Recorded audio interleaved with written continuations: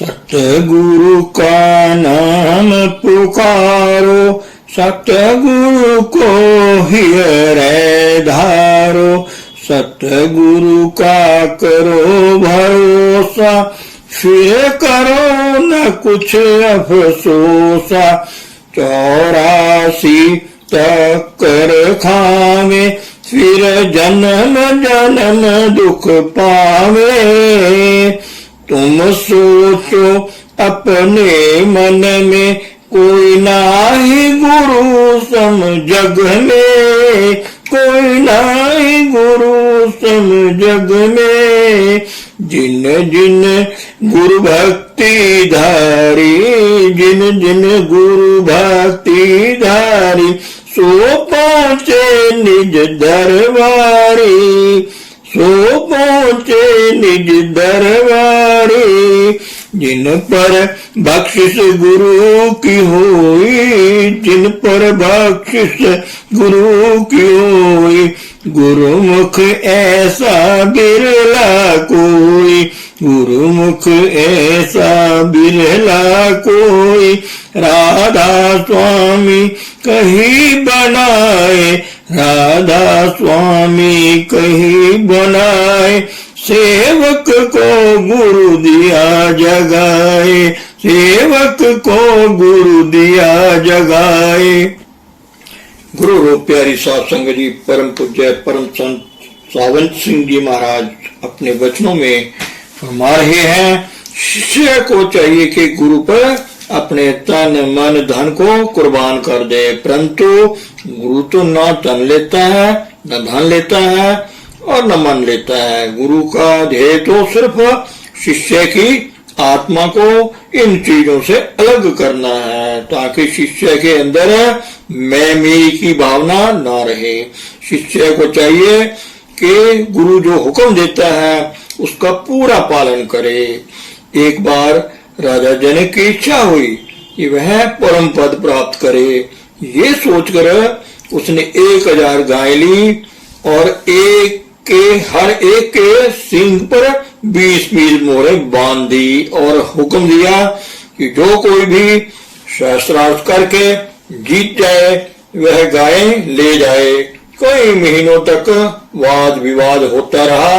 अंत में याज्ञवल्क्य सब ऋषियों में श्रेष्ठ निकले और मोहरों सहित 1000 गायों को ले गए। राजा ने कहा कि जो कुछ मुझे अंतर में ले जाकर ज्ञान करवा दे उसे मैं इसी प्रकार की मोहरें सहित 1000 गायें और दूंगा। याज्ञवल्क्य ऋषि वाचक ज्ञानी थे। वाचक ज्ञान के द्वारा उन्होंने सारा भेद समझा दिया, परंतु ज्ञान ना दे सके, अर्थात अंदर ना ले जा सके। आखिर राजा ने एक सिंहासन बनवाया ताकि जो कोई उसे ज्ञान दे वह उस पर बैठ कर दे। इसके बाद उसने देश के सब महात्माओं को बुलवाया और कहा कि मैं इतने समय में ज्ञान प्राप्त करना चाहता हूँ, जितना समय की घोड़े पर सवार होने में लगता है। ऋषि सोचने लगे कि ज्ञान कोई घोलकर पिला देने वाली वस्तु तो नहीं है, पहले कुछ लिखाएं, पढ़ाएं, सत्संग कराएं, अभ्यास करवाएं, तब कहीं ज्ञान की प्राप्ति हो। इतने में अष्टावक्र ऋषि आ गए। वे शरीर से बड़े टेढ़े मेढ़े और कुबड़े थे। उन्होंने सोचा कि अगर राजा को ज्ञान ना हुआ तो महात्मा के भेष पर लज्जित होना पड़ेगा। ये सोचकर वे चुपचाप सिंहासन पर जा बैठे। अन्य ऋषियों ने सोचा कि कोई पागल सिंहासन पर जा बैठा है। इस बात पर अष्टावक्र के शरीर को देखकर सब हंस पड़े। अष्टावक्र ने कहा, मैं समझता था कि ये सब महात्मा हैं, परंतु नहीं, ये आत्मा को नहीं देखते, शरीर को देखते हैं। शरीर तो चमड़ा मात्र है, उसे देखना चमारों का काम है। सब चुप हो गए। तब ऋषि ने राजा से पूछा कि तुझे ज्ञान लेना है? राजा ने उत्तर दिया, जी हाँ। अष्टावक्र ने कहा, ज्ञान प्राप्त करने की कुछ दक्षिणा भी होती है, शुक्राना भी होता है, वो देगा? राजा ने कहा, जो कुछ मेरी ताकत में है मैं आपको देने को तैयार हूं। अष्टावक्र ने कहा, मैं वही मांगता हूं जो तेरी ताकत में है। अच्छा, मैं 3 चीजें मांगता हूं, तन, मन और धन। राजा ने कुछ देर सोचकर कहा कि मैंने दे दिया। अष्टावक्र ने कहा, और सोच ले। राजा ने कहा, जी मैंने सोच लिया। अष्टावक्र ने राजा से संकल्प लेने को कहा। राजा ने संकल्प ले लिया। उन दिनों रिवाज था कि पानी का चुल्लू भरा और प्रतिज्ञा हो गई। अब अष्टावक्र ने रोम के साथ राजा से कहा, देख राजा, तू मुझे अपना तन, मन और धन दे चुका है। इनका स्वामी अब मैं हूं, तू नहीं। मैं हुक्म देता हूं कि तख्त से उतरकर सबके सामने जूतों में जा बैठ। देश का राजा, बिरादरी, सभा और प्रजा के सामने ये करना सुगम नहीं। लोक लाज बड़ी रुकावट है। जैसा कि स्वामी जी महाराज फरमाते हैं, लाज जग काज बिगड़ा रे, मोह जग फंदा डारा रे। दरबार में सन्नाटा छा गया, सब चुप हो गए। अब अपनी प्रजा, अपना राज और उनके सामने जूतों में बैठना। पर राजा बुद्धिमान था, जरा भी ना झुंझलाया, चुपचाप जाके जूतों में बैठ गया। अष्टावक्र ने यह क्यों किया? इसलिए कि जो भी लोकलाज है वह भी निकल जाए। लोकलाज बहुत बड़ी रुकावट है, बड़े बड़े यहाँ आकर रह जाते हैं। अष्टावक्र ने कहा, अब धन मेरा हो चुका है, अपने मन को मेरे धन में ना ले जा। राजा का ख्याल स्त्रियों की ओर जाता है, फिर लौट आता है कि यह तो अब ऋषि की ही है। धन की ओर जाता है पर लौट आता है क्योंकि धन भी ऋषि का है। देश की ओर जाता है, लौट आता है क्योंकि वह भी ऋषि का है। मन की आदत है, यह कभी खाली नहीं बैठता, कुछ ना कुछ बराबर सोचता रहता है। सो राजा का ख्याल जाता है, लौट आता है, जाता है, लौट आता है। ऋषि देखता है, आखिर राजा आंखें बंद करके बैठ गया ताकि न बाहर जाके न ही ख्याल बाहर जाए। यही ऋषि चाहता था। अपना उद्देश्य पूरा होता देखकर ऋषि ने पूछा कि तू कहाँ है? राजा ने जवाब दिया कि मैं अंदर हूँ। ऋषि ने कहा, तू अपना मन भी मुझे दे चुका है, सावधान, उसके द्वारा कोई ख्याल ना उठाना। राजा समझदार था, समझ गया कि मेरा मन पर कोई अधिकार नहीं है। समझने की देर थी, मन रुक गया। जब मन रुक सका, ख्याल बंद हुए, तो अष्टावक्र ने अपनी तवज्जो दी। आत्मा अंदर चल पड़ी, आत्मिक मंडलों की सैर और नाम का स्वाद लेने लग गई। अष्टावक्र ने ऋषियों से कहा कि राजा को बुलाओ, पर अब बोले कौन? ऋषि ने जितनी देर उचित समझा राजा को अंदर स्वाद लेने दिया। आखिर उसका ख्याल नीचे ले आए। जब राजा ने आंखें खोली तो ऋषि ने पूछा कि ज्ञान हो गया? राजा ने कहा, जी हो गया। ऋषि ने पूछा कि क्या कोई संदेह बाकी है? राजा ने कहा, जी कोई नहीं। ऋषि ने कहा, यह तन, मन, धन मैं तुझे प्रसाद के रूप में देता हूँ, इन्हें अपना ना समझना। अब राज भी कर और भजन भी कर। यही गुरु अमरदास जी साहिब कहते हैं, तन, मन, धन सब सौंप गुरु को हुक्म मनिए पाइए। अगर शिष्य तन, मन, धन गुरु पर कुर्बान करता है, उसके हुक्म के अनुसार मेहनत और अभ्यास करता है, तो मालिक मिल जाता है। लेकिन गुरु को शिष्य के तन, मन, धन का क्या करना है? उसके पास पाना है, उसे पराया लेकर क्या करना है?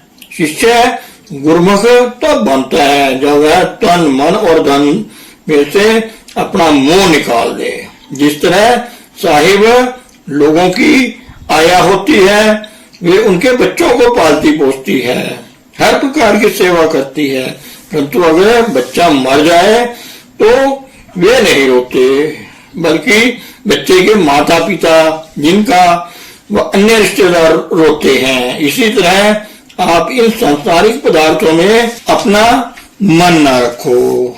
जब इस अवस्था में आकर आप मालिक को अपने अंतर में देख लोगे तो आपको कोई दुख नहीं रहेगा। बाबू हीरा सिंह, जब आत्मा पार ब्रह्म में पहुंच जाती है तो फिर इसे मालिक में लीन हो जाना चाहिए, क्योंकि वहां माया नहीं है, वहां पर केवल आत्मा है। यह शब्द और गुरु है।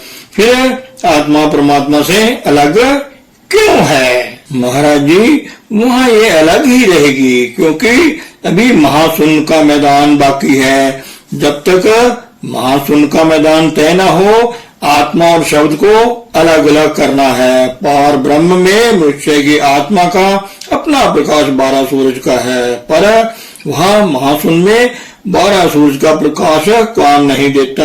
ज्यों ज्यों आत्मा ऊंची मंजिलों पर जाएगी, इसकी रोशनी, इसकी ताकत अधिक बढ़ती चली जाएगी। आखिर वह समय आएगा जब आत्मा प्रकट रूप में मालिक से अलग रहती हुई अंतर में उसे मिली हुई रहेगी। जैसे मेरी मुट्ठी में आकाश है, मुट्ठी बंद है, आकाश अंदर है, मुट्ठी खोल दें तो बाहर भी है और अंदर भी है। लगे तब जाए सुन धुन से, गए तब 3 गुण तन से। जब आत्मा दुनिया की ओर से विमुख हुई तो आसमानी मंजिलों पर चली गई, अर्थात ब्रह्म और तुर्या पद दोनों को पार कर गई। उस समय स्थूल, सूक्ष्म और कारण, ये तीनों शरीर, तीनों गुण, मन, माया आदि सब आवरण उतर गए। उस समय आत्मा का अपना नूर 12 सूरज का होता है। अभी तो यहाँ मनुष्य एक ही सूरज की ओर नहीं देख सकता। इस पर जो पर्दे पड़े हुए हैं, जब तक ये पर्दे नहीं उतरते, इसे हकीकत का कुछ भी ज्ञान नहीं हो सकता। जिस प्रकार लैंप के ऊपर हम टाट के 10-20 पर्दे चढ़ा दें तो लैंप की रोशनी बिल्कुल नहीं दिखती। ज्यों ज्यों पर्दे उतारते जाएंगे, लैंप की रोशनी तेज होती जाएगी। इसी प्रकार ज्यों ज्यों आप कमाई करेंगे, प्यार बढ़ता जाएगा। जब आत्मा पार ब्रह्म में पहुंची, इसके सब आवरण उतर गए, आत्मा नगर हो गई। वर्ण धुन भेद दो वर्णा, वाच और लक्ष्य इन कहना। अब स्वामी जी फरमाते हैं कि मैंने वर्णात्मक और धुनात्मक नाम का पूरा पूरा वर्णन कर दिया है। चाहे उसे वाच और लक्ष्य कह दो, चाहे वर्ण और धुन। जो लिखा जाए, पढ़ा जाए, वह वाच है, और जो लिखा पढ़ा वह बोला ना जाए, वह लक्ष्य है। वाच वर्णात्मक जानो, लक्ष्य धुन धुनी पहचानो। लिखना, पढ़ना, बोलना या सिमरन करना, ये वाच है। आत्मा का रूहानी मंडलों में जाकर नाम का रस लेना लक्ष्य है। नाम को पकड़कर हमें नामी से मिलना है। कचरे को समुद्र में जाकर समुद्र होना है। आत्मा को परमात्मा में लीन होकर परमात्मा बनना है, जो अकथ है, निर्वचनीय है, वह लक्ष्य है। उसके अनेक हैं। एक फकीर कहता है, वह ताकत जिसका कोई नाम नहीं है और जिस नाम से भी उसे याद करें वह मदद देती है, प्रकट हो जाती है। वर्ण में भेख जग भूला, मर्म धुन संत कोई तोला। अब कहते हैं कि ये सारा संसार पढ़ने, पढ़ाने, सोचने, जबानी जमा खर्च और पाठ करने में रह गया है। आत्मा ने धुनात्मक नाम का स्पर्श न किया। आप देखें, कोई विष्णु सहस्त्र नाम का जाप करता है, कोई संध्या, कोई गायत्री करता है। रावण 4 वेदों का पढ़ा हुआ ही नहीं बल्कि भाष्य करता पंडित भी था। उसके वेद भाष्य के समान कोई और वेद भाष्य नहीं है, परंतु नतीजा क्या निकला? इतनी विद्या पढ़कर भी लोगों की औरतों को चुराता था। उसी रावण का पुतला बनाकर लोग हर साल जलाते हैं। सो चाहे कोई करोड़ों ग्रंथ पढ़ ले, आत्मा अंतर में नहीं जाती। दुनिया पढ़ने से मुक्ति समझती है। स्वामी महाराज कहते हैं कि ये सारा संसार पढ़ने में ही रह गया, अंदर कोई कोई महात्मा ही गया। वर्ण जाप जब पचे पेखी, मिले कुछ फल नहीं लेकी। सब कौमें वेद शास्त्र और अपनी अपनी धर्म पुस्तकों का पाठ करती रही। मैं उन्हें बुरा नहीं कहता, न करने से तो ये अच्छा और श्रेष्ठ है, परंतु इससे मुक्ति नहीं है। जो नाम मुक्ति देता है वह आपके अंदर है। भेद धुन का नहीं पाया, नाम फल हाथ नहीं आया। कहते हैं बहुत बड़ी संख्या में लोग जबानी नाम जपते हैं। बेशक कुछ ना करने से तो ये अच्छा है, मगर इससे आत्मा रूहानी मंजिलों अर्थात मुकामी हक या सचखंड में नहीं जा सकती। वर्णात्मक नोट वरों तक ही है। जिक्र या सुमिरन 10वीं गली में नहीं जा सकता। आगे धुनात्मक नाम है, उसमें आकर्षण या कशिश है, वह खींचेगा। कुछ न कुछ करने से तो वर्णात्मक नाम का जपना अच्छा है, पर इससे पूर्ण सफलता प्राप्त नहीं हो सकती। जब तक रूह उस बाग या शब्द को नहीं सुनती, पूरा लाभ नहीं होता। जब तक आत्मा उच्च मंडलों में नहीं पहुंची, तब तक वह मन व इंद्रियों की गुलामी से आजाद नहीं होती। न गुरु का मिलाप हुआ, न धुन का भेद मिला, फिर पूरा लाभ किस प्रकार हो। जपे दिन सहस और लाखा, खुले नहीं नेक उन आखा। अब कहते हैं कि कोई 100 बार माला फेरता रहे, कोई 1,00,000 बार राम राम लिखकर आटे में गूंथ कर मछलियों को देता है, पर इसमें से अंदर कोई न गया, न पर्दा खोला, न रोशनी हुई, कुछ भी ना प्राप्त हुआ। सारी उम्र जपजी साहब पढ़ते रहे, मौत के समय किसी ने आकर ना बचाया। एक महात्मा कहते हैं, राम राम जपेंदिया मेरी जीवा तक कस गई, अंदर ना न लभ्यो एक ही काड़ पई। कि राम राम कहते कहते जीवा घिस गई है, परंतु अंदर पर्दा ना खुला। यही गुरु नानक साहिब कहते हैं, राम नाम सबको कहे राम न होए गुर प्रसाद, राम मन वसै ता फल पावे कोई। राम राम तो सारी दुनिया कहती है, लेकिन राम राम कहने से राम नहीं मिलता। मस्जिद का मुल्ला 100 बार मस्जिद में रहा, पर रूहानी मंजिलों पर रूह नहीं गई। गुरु ग्रंथ साहिब के 100 बार पाठ कर चुकने वाले भाइयों से पूछो कि क्या कभी अंदर प्रकाश हुआ है, आत्मा ऊपर चढ़ती है? वे जवाब नहीं देंगे। सिर्फ पढ़ना ही काफी नहीं है। धन सतगुरु, धन गुरु रूप प्यारी साध संगत जी।